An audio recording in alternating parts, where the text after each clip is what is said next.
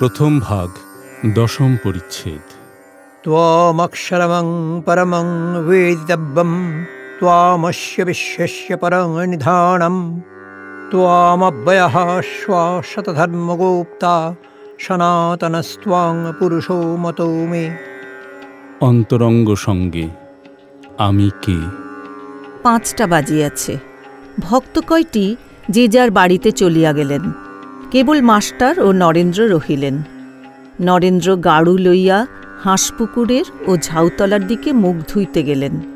Master ঠাকুরবাড়ির এদিক ওদিক পাইচারি করিতেছেন। কিয়ৎক্ষণ পরে কুঠির কাছ দিয়া হাঁসপুকুরের দিকে আসিতে লাগিলেন।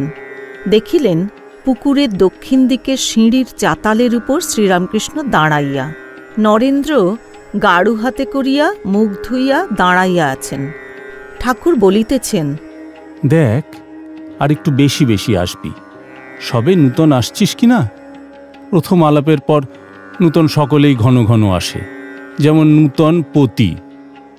কেমন, আসবি তো? নরেন্দ্র ব্রাহ্ম সমাজের ছেলে, হাসিতে হাসিতে বলিলেন, হ্যাঁ, চেষ্টা করব। সকলে কুঠির পথ দিয়া ঠাকুরের ঘরে আসিতেছেন। কুঠির কাছে মাস্টারকে ঠাকুর বলিলেন, দেখো, চাষারা হাটে গরু কিনতে যায়। তারা ভালো গরু মন্দ গরু বেশ চেনে। লেজের নিচে হাত দিয়ে দেখে। কোনো গরু লেজে হাত দিলে শুয়ে পড়ে, সে গরু কেনে না। যে গরু লেজে হাত দিলে তিরিং মেরিং করে লাফিয়ে ওঠে, সেই গরুকেই পছন্দ করে। নরেন্দ্র সেই গরুর জাত, ভিতরে খুব তেজ। এই বলিয়া ঠাকুর হাসিতেছেন। আবার কেউ কেউ লোক আছে যেন চিঁড়ের ফলার, আঁট নাই, জোর নাই, ভ্যাত ভ্যাত করছে। সন্ধ্যা হইল। ঠাকুর ঈশ্বর চিন্তা করিতেছেন। মাস্টারকে বলিলেন, তুমি নরেন্দ্রর সঙ্গে আলাপ করো গে, আমায় বলবে কিরকম ছেলে। আরতি হইয়া গেল। মাস্টার অনেকক্ষণ পরে চাঁদনির পশ্চিম ধারে নরেন্দ্রকে দেখিতে পাইলেন। পরস্পর আলাপ হইতে লাগিল। নরেন্দ্র বলিলেন, আমি সাধারণ ব্রাহ্ম সমাজের, কলেজে পড়িতেছি ইত্যাদি। রাত হইয়াছে। মাস্টার এইবার বিদায় গ্রহণ করিবেন, কিন্তু যাইতে আর পারিতেছেন না। তাই নরেন্দ্রের নিকট হইতে আসিয়া ঠাকুর শ্রীরামকৃষ্ণকে খুঁজিতে লাগিলেন। তাহার গান শুনিয়া হৃদয় মন মুগ্ধ হইয়াছে। বড় সাধ যে আবার তাঁর শ্রীমুখে গান শুনিতে পান। খুঁজিতে খুঁজিতে দেখিলেন মা কালীর মন্দিরের সম্মুখে নাটমন্দিরের মধ্যে একাকী ঠাকুর পাদচারণ করিতেছেন। মার মন্দিরে মার 2 পার্শ্বে আলো জ্বলিতেছিল। বৃহৎ নাটমন্দিরে একটি আলো জ্বলিতেছে, ক্ষীণ আলোক। আলো ও অন্ধকার মিশ্রিত হইলে যেরূপ হয়, সেইরূপ নাটমন্দিরে দেখাইতেছিল। মাস্টার ঠাকুরের গান শুনিয়া আত্মহারা হইয়াছেন, যেন মন্ত্রমুগ্ধ সর্প। এক্ষণে সংকুচিতভাবে ঠাকুরকে জিজ্ঞাসা করিলেন, আজ আর কি গান হবে? ঠাকুর চিন্তা করিয়া বলিলেন, না, আজ আর গান হবে না। এই বলিয়া কি যেন মনে পড়িল। অমনি বলিলেন, তবে এক কর্ম করো, আমি বলরামের বাড়ি কলিকাতায় যাব, তুমি যেও, সেখানে গান হবে।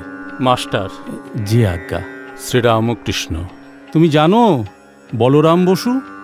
মাস্টার, আজ্ঞে না।